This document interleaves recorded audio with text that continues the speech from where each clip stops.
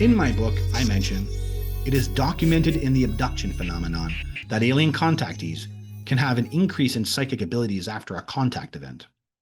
After my fifth contact event in May, psychic events began occurring in my life.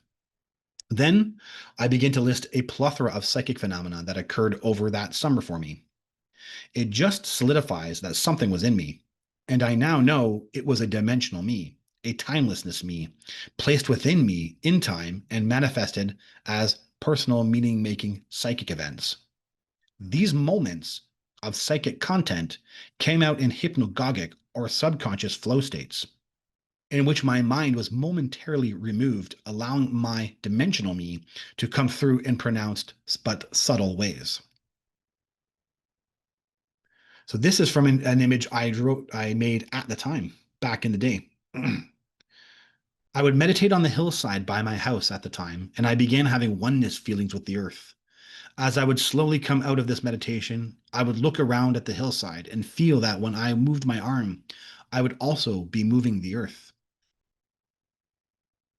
These profound unity moments that came through really fascinated me, and recalling these moments and meditating on them, and then cross comparing those moments on craft, I tried to truly understand its origins. First off, it truly is God, the unified field.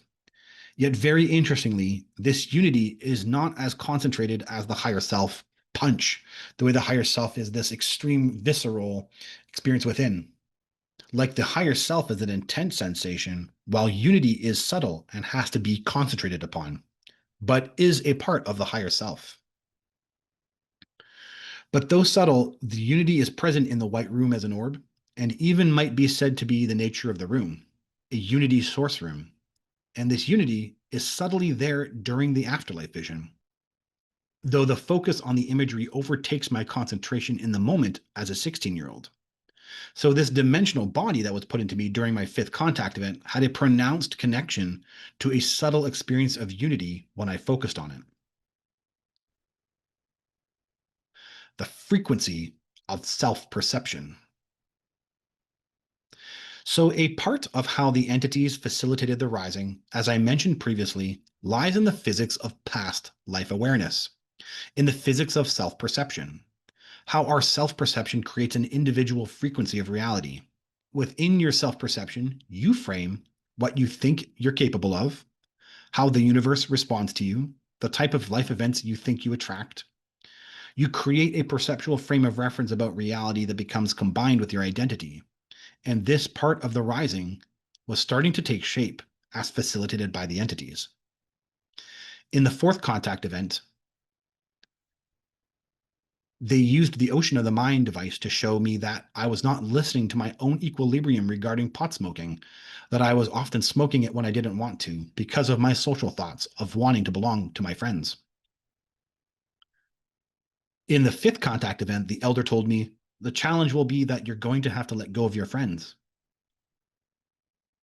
In terms of our human world, there is nothing awful or extreme occurring here. I was a punk rock teenager who enjoyed partying with my friends. That was my identity at the time. It might be the simplest to say it was a Beavis and Butthead mentality, or a Beavis and Butthead identity, even. But in the subtle realms of what the entities were planning, this identity was in the way, and I would eventually have to break free from it to form a new identity. So, alongside this method of reviewing my memories, was looking at a journal I wrote in 2001 that documented this period, and I found something interesting I had not noticed earlier. Had a dream I was flowing down some river. I had passed a triangular object that someone on the side of the river was telling me I had to go back for. I was ahead of everyone. I didn't know I was supposed to stop for it. I felt guilty upon awakening that I had missed a message somewhere. For me, all these years later, this dream is connected to my experiences with the entities. These dreams aren't physical contact, but I do believe they are communication. And I always link it, presently, to the message of the fourth contact event. And the triangular object was a reminder of the three moons in the shape of an equilateral triangle, which was a symbol now, I know, to move away from my party friends. Nothing to do with them personally. But now I can understand the problem was the identity I took on when I was with them. The pot-smoking musician that felt like he needed to conform. The Beavis and Butthead mentality. Best way to frame it. By the end of August, after an overnight camping party with my friends, I found myself turned off from hanging out with them and isolated myself on the trip. It was the last time I hung out with them at that point and had a resolution to stop partying. Now knowing I was being influenced by alien contact, a dream I had on September 1st, a couple days after making the decision to stop hanging out with my party friends, holds new significance. Had a dream that we were in the middle of some enchanted forest when we were getting attacked by wolves that had crowns on their heads and wore capes like they were all kings. So it was time to kill. Went on a spree and accidentally stabbed my friends. I was killing my friends. Me and some other person survived. We were hanging out in some pond. Kara was the person I was in the pond with.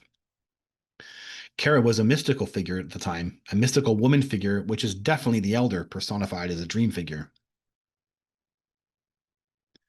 Now knowing the gray aliens are some type of crypto-terrestrial species, and I had made a final stance of removing myself from my party friends, for me, this is definitely the symbology of the gray aliens, as wolves that had crowns on their heads and wore capes like they were all kings.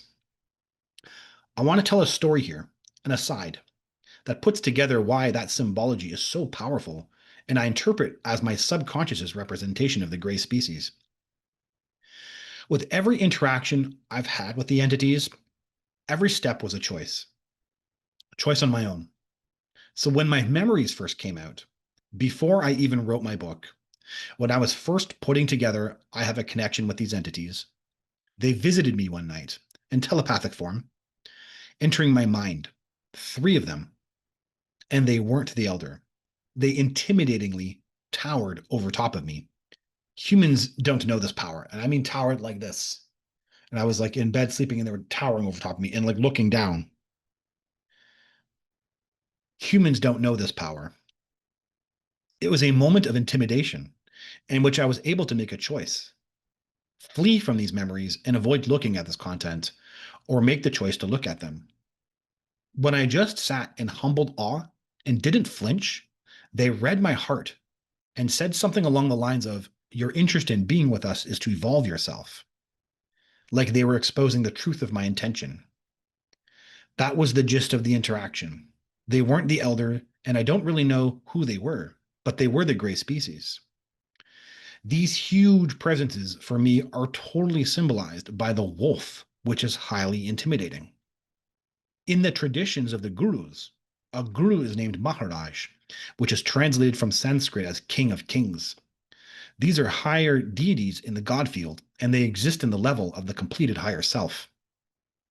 I am fascinated how my own subconscious, that didn't know I was having contact, formulated this dream, which I now interpret as the Greys killing my attachments within to my friends, forcing a change in my life, and the elder was who I was left with.